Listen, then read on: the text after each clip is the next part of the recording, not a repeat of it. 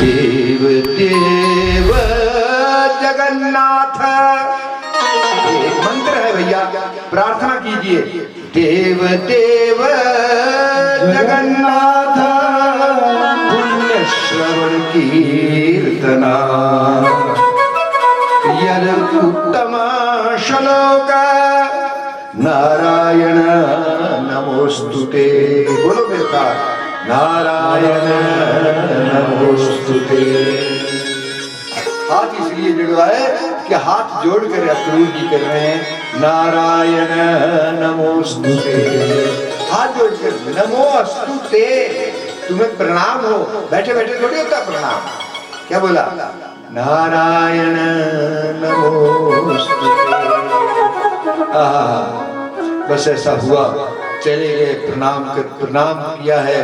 प्रणाम करने के बाद अभी दिन बहुत शेष था, मथुरा में पहुंच गए। स्थान ठहरने को कंस ने दे रखा था। कंस के दिए हुए स्थान पर नंद बाबा अपने सारे यादवों के साथ ठहर गए। सायंकाल भी हुई नहीं थी। भगवान कृष्ण ने प्रार्थना की, हे बाबा बाबा अभी दिन बहुत बाकी है, हम शहर देख के आए। बाबा ने कहा सुनो, बलराम जी को बुलाकर कहा ये शरारती है। ये कौन? आपकी तरफ उंगली नहीं कर रहा हूं, तुम नहीं हो शरारती। ये कन्हैया शरारती है। कौन? बोलो बोलो।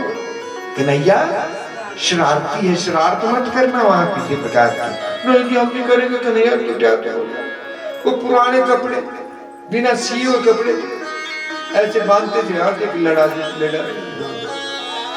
तो उसके बाद जब वहां गए, रास्ते में गए मेरे भाई बहन, तो बस से ब्रज मथुरा वासियों को पता चला कि आज ब्रज धाम में रहने वाले कन्हैया पधार रहे अपनी टोली के साथ।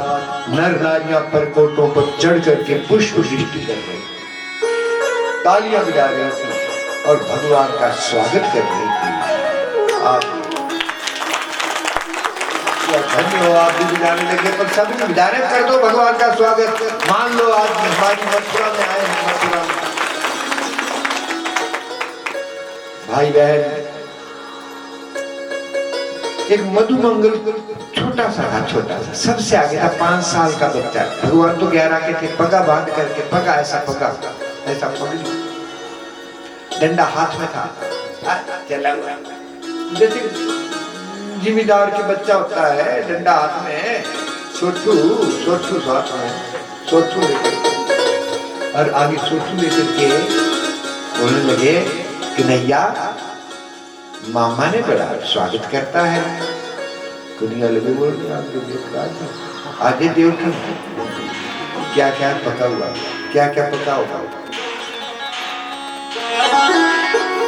बोल तो दो। कुछ नहीं पका, नहीं खाना तो वो पुरानी चीज नहीं बनी। अस्कड़ू देखो जी, मामा आगे अस्कड़ू क्यों देने वाला है? ये पता ही नहीं कि आगे डंडे बजने मारने वहां पर जाके कंस ने तो वहां पहलवान खड़े कर रखे थे। हाँ आगे चलते हीरे शक्कर मिलता है, मेरे मामा के बड़ा स्वागत करता है। मामा के पास आगे जा रहे हैं। आगे धोबी आया। कन्हैया ने पूछा, ओ भाई ये क्या लाया है, क्या ले जा रहा है? इतनी गर्मी में इतना पसीना क्यों आ रहा है? कुछ हमें दे दे, हल्का हो जाएगा। एक तो गर्मी, दूसरे बोझ ज्यादा, तीसरे मांगने वाले ग्वाले। बोला हट जा पर मेरे यहाँ से। बोला निज मुख देखा हूं नीरा धूप वस्त्र तुम, धूप वस्त्र तुम जाति अधीरा। अरे कम से कम पानी में देख लो, शीशा नहीं तुम्हारे पास तो तुम गरीब लड़के लग रहे हो, ग्वालों के बच्चे लग रहे हो। हट जाओ। ये राजाओं के वस्त्र हैं। गालियां ना जाने क्या क्या धोबी कहने लगा। उस डंडे वाला था, छोटा, बोल रहा था कि मामे ने बहुत प्रबंध कर रखा है। मामा उसने कहा मधुमंगल ने तोतली भाषा में, ओ कानू कानू ओ कानू, वही हाथ दिखा जो तेने पूतना को दिखाए थे, दिखा तो दे। बस कन्हैया तो यही चाहते थे, बोल दे कोई भी कर दे जरा, हाँ चटा चटी बस। आओ देखा नाताओ धोबी को पटक कर वहीं पर मार दिया। बोलिए बाल कृष्ण लाल की जय हो। जब पटकर मरने लगा तो एक दिव्य शरीर निकला, वो मेरे कन्हैया में समा गया। भगवान मारने नहीं आते हैं, तारने आते हैं। भगवान मारते नहीं है, बदला लेते हैं, कर्म का दंड लेते हैं। आप पूछो जी क्या क्या दंड है? गर्ग संहिता में लिखा है, भागवत में नहीं है।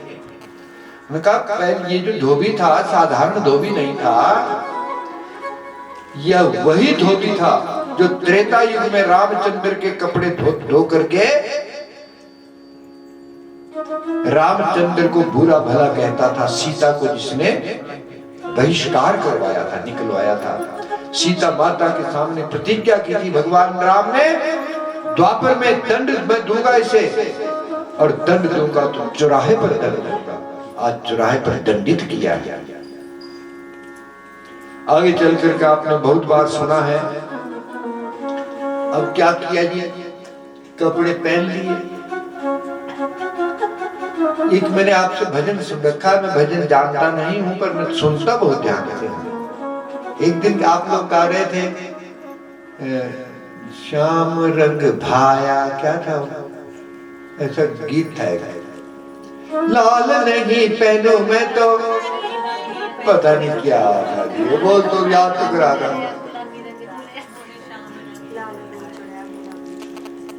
ना। लाल रंग भाया मेरे कन्हैया को, कैसा रंग भाया?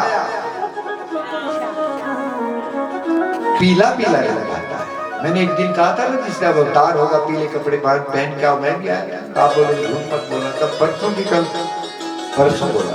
हाँ पीले वस्त्र पहने।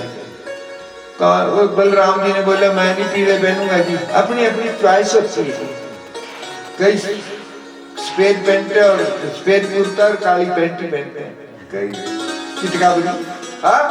तो क्या जी उसने कहा, बलराम ने कहा मुझे नहीं भाई ये रंग पीला नहीं अच्छा, मुझे नीला रंग आएगा अच्छा, नीला रंग। जिसको जो रंग भाया वो पहन लिए।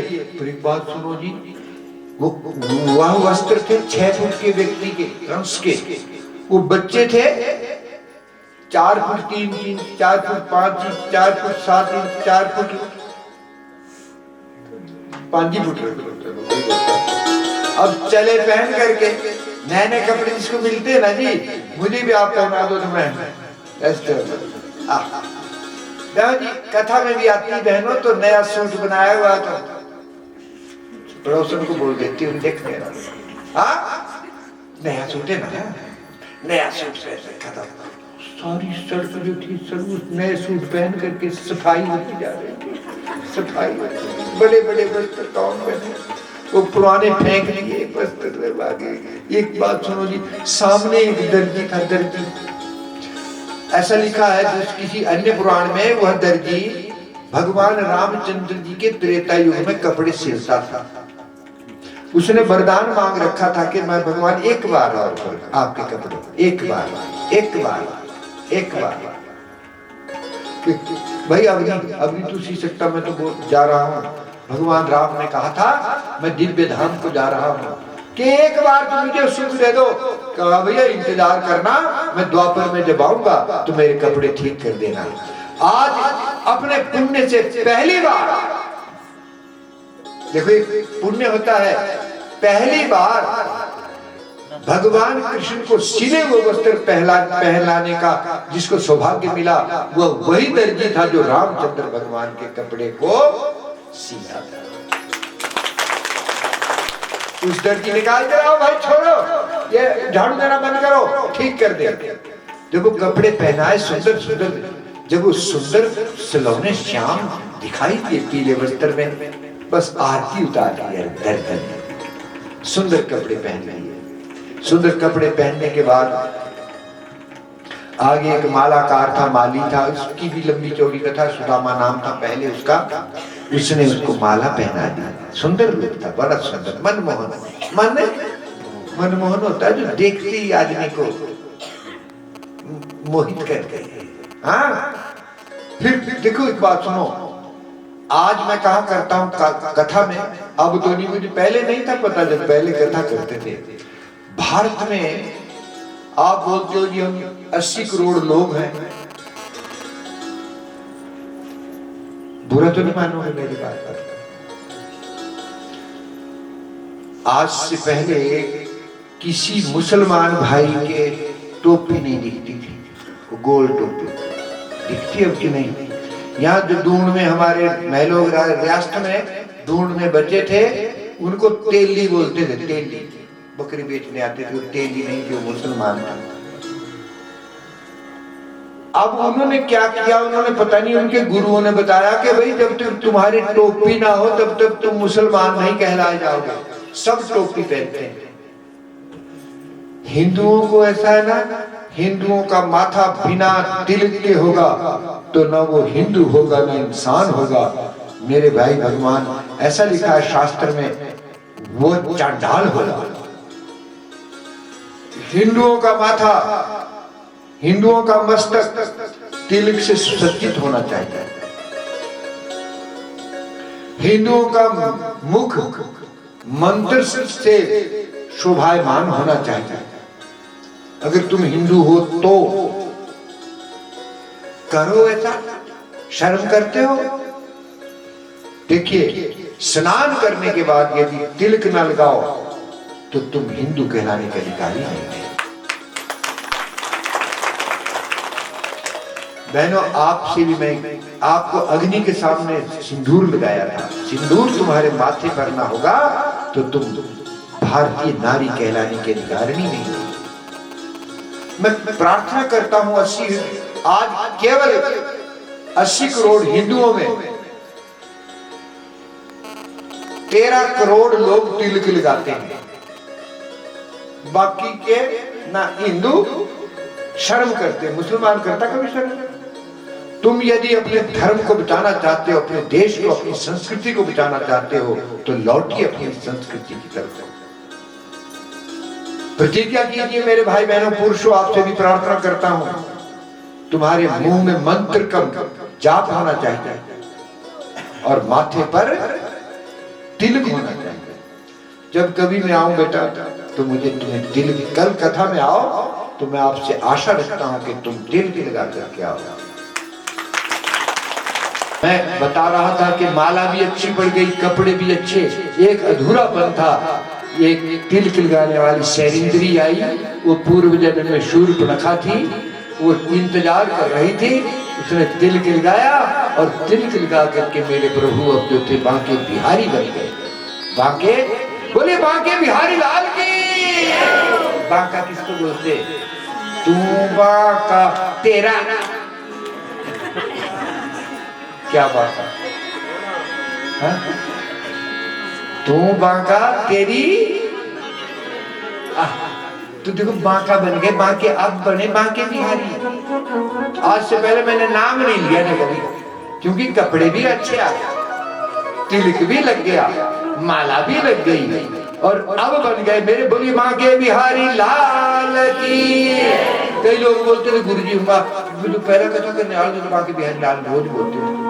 अरे मैंने जानबूझ कर नहीं बोला कि बांके बिहारी बने, अभी तो नटुआ ही था, वृंदावन में था। वृंदावन राधे राधे भी नहीं बुलाया, क्योंकि वृंदावन की माटी, देखिए चित्रकूट की राम रज, वृंदावन की धूल थोड़ी सी मुख में पड़े, पाप कटे सब दूर। एक पहले दिन कथा सुनाई थी मैंने कि एक नारी आई थी, बूढ़ी बूढ़ी जवान हो गई थी वो वृंदावन में आकर के, उसका नाम था भक्ति। वृंदावन बिहारी का नाम लेने से भक्ति जवान हो जाती है। तभी तो मेरा यजमान भी बूढ़ा होकर के, ये नाम है इसका, शायद छोरे की शादी में नाचा ही नहीं होगा। नाचा अच्छा छोड़ी चलो एक नाची भी छाछ तोड़ा नहीं, पर यहाँ ये भी नाची ना, क्योंकि मैं रोज बोलता था वृंदावन, और गांव की बहनों ने तो क्या बोला,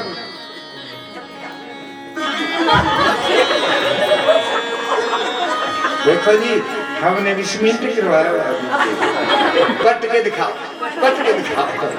तो चलो ये वृंदावन बिहारी इसलिए कहता था मैं, इसके बोलने से भक्ति जवान होती है, राधे राधे बोलने से तो बोलो क्या होता है, बोल तो समझ जा मेरी बात, या जय श्री कृष्ण बोलता हूँ या बाकी बिहारी, एक दिन भी बुलाया राधे राधे ना करिए, ठीक। एक बात मैं आपसे कह रहा था, आज बन गए बांके बिहारी लाल की। तो भाई बहन अब उसके बाद बांके बिहारी लाल तो बन गए, आगे चल करके क्या हुआ, वहां पर धनुष रखा गया था, भेड़ियां बज रही थी, नगाड़े बज रहे थे, बड़े बड़े योद्धा जो थे उस धनुष की संरक्षण में लगाए गए थे, बड़े बड़े सिपाही ताकतवर, उनके पास टोली, सुंदर सुंदर टोली जब गई तो भाई बहन उन्होंने प्रार्थना की कि हम ये देख ले क्या रखा ऊपर, कई छोटे छोटे बच्चे को बड़े ऊंचे मंच पर सजाया गया था, कहिए हमारा ये सबको दिखा दो, सबको दिखाया, कन्हैया मेरे में कन्हैया थे, बहुत छोटे थे, उनको दिखता नहीं था, काली उठा के रख दो, ऊपर दिखा तो दो कन्हैया को, कन्हैया को उठा करके ऊपर रखा, कहा महाराज जी ये क्या है, ये धनुष को जिसको 10,000 हाथी के बल वाला उठाता था ऐसे उठा दिया जैसे मैंने केला उठाया हुआ है। जब वो सिपाही लगे सोच रहे ये कैसा बच्चा आ गया, ये कहाँ से आया था बच्चा, देख लो जी इसको कैसा है ये, अब देख लो बेटा, रख भी देना वहीं। बस देखने लगे, जैसे उन्होंने छुआ तो तड़ाम से उसके 2 टुकड़े हो गए। सिपाहियों ने क्या किया, ओ महाराज मुझे मत मारो, छोटे हाथ से नहीं है, बोले हमें मुझे मत मारो, हमने तो इसको देखने लगे थे, जैसे देखने लगे तो ये तो बहुत किसी बुरी अच्छी कंपनी का धनुष नहीं था, ये टूट गया, खेलने का धनुष रखा था। तो फिर क्या था जी, वो मारने के लिए जैसे पड़े, धनुष का एक टुकड़ा लिया और मेरे कन्हैया ने धनुष के टुकड़े से सबको मौत के घाट उतार दिया। बंधुओं सूचना मिली है, सायंकाल का समय हो रहा था, कंस को सूचना मिली कि एक बच्चे ने धनुष को तोड़ दिया, बस याद आ गया परशुराम जी का वाक्य, जो इस धनुष को तोड़ने वाला होगा वो तुझे मारने वाला होगा, जिस दिन ये टूटेगा उससे दूसरे दिन तेरी मौत हो जाएगी। अब तो रात को नींद नहीं आई, काली रात आई तो नाम सुन रखा था कृष्ण, श्री कृष्ण, कृष्ण का अर्थ वह भी होता है जो कल मैंने कहा था, और कृष्ण का अर्थ काला भी होता है। रात्रि को कहने लगा कृष्ण कृष्ण कृष्ण कृष्ण, बहक गया, माइंड अपसेट हो गया। रात्रि को संयोग था, उस दिन दाल भी काली काली बनी हुई थी, काली काली जब रात आई, दाल आई तो सेवक जब लाए तो दाल की थाली फेंक दी गई, कहा कृष्ण कृष्ण कृष्ण कृष्ण। सिपाहियों ने कहा ये सेवकों ने ये क्या हो रहा है आज, अरे जो जीरे का काला काला तड़के में काला हो गया था उसमें भी कृष्ण नजर आ गया। बस जिस दिन देखो जब हमारी दृष्टि भगवतमय हो जाती है, सोच लो मुक्ति वो नजदीक आ जाती है। कृष्ण का ध्यान करते हुए आज रात्रि व्यतीत हुई, दूसरे दिन रंगशाला में जाना था, कुबलिया पीर हाथी को आगे खड़ा कर रखा था, महावत को मार करके, कुबलिया पीर हाथी को मार करके रंगशाला में पहुंचे। वहां जाकर के ढोल बज रहे थे, भेरियां बज रही थी, शल तोशल मुष्टिक चाणूर सब तो बड़े बड़े गोल्ड मेडलिस्ट थे।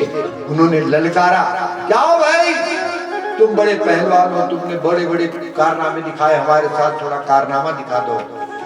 भगवान जी हाथ जोड़े खड़े हैं, देखो 10वें स्कंद के 43वें अध्याय के 3रे श्लोक में क्या कहते हैं? बोलोगे? तोतली भाषा, छोटा सा बच्चा, बड़े बड़े पर्वताकार पहलवान मूंछों पर ताव दे करके कह रहे हैं, मेरे कन्हैया बोल रहे हैं,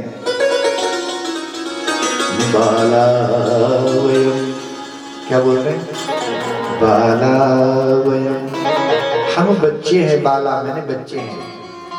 बाला वयम तुल्य बले सकृष्यामो तोचितम। तो एक बात हो, तुल्य बल का होता है समान वेट।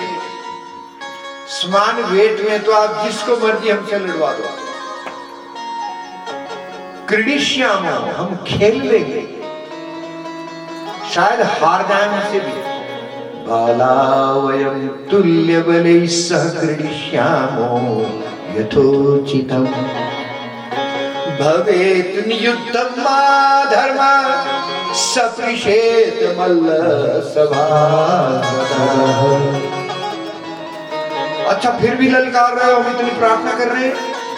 भवेत् नियुद्धम, ये युद्ध, ये जो पहलवानी के नियमों के विरुद्ध है कि इतने बड़ों के साथ बच्चा लड़वाना। मैं प्रार्थना करता हूं मेरे साथ मत भिड़ो, इससे पहलवान तुम्हारा अपमान होगा, अपमान होगा। फिर तो और मूंछों पर ताव दिया गया, आजा जरा हम तो यूं ही दिखाएंगे, ड्रामा था, नाटक था। बस फिर क्या था जी, मधुसूदन ने जो है, मधुसूदन उसका पहलवान का नाम था, पहलवान कृष्ण भगवान का नाम मधुसूदन। मधुसूदन कृष्ण कन्हैया पहलवान आगे निकल गया आधा फैला, और आगे चाणूर नामक का पहलवान आया। क्या नाम बोला? चाणूर। चाणूर आया। चाणूर को देखते देखते भगवान ने मौत के घाट उतार दिया। एक मुष्टिक था, मुष्टिक नाम लो, क्या बोला? मुष्टिक। मुष्टिक को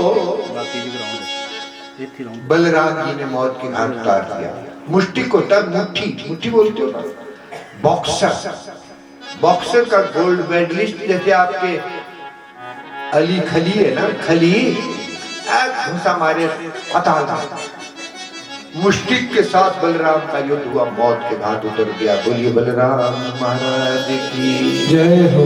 इसी तरह कूट को श्री कृष्ण ने मारा, शल दो शल क्यों बलराम जी ने मौत के घाट उतार दिया। इसके बाद जो था, भाई बहनों, उन पहलवानों को मारने के बाद मल्ल युद्ध, इसकी भी बड़ी दूसरे पुराणों में कहानी के मल्ल कौन थे, ये क्यों आए मारने? उनको मारने नहीं आए, उनको तारने आए। तो उनको शाप था, पिता का शाप था। वो पूर्व जन्म में उत्कल ऋषि के पुत्र थे, शाप था उनको। माता पिता जब नाराज हो जाते हैं, संतान बात नहीं मानती, तो एक बात है, उनका भी शाप उतना ही लगता है जैसा किसी संत का शाप होता है।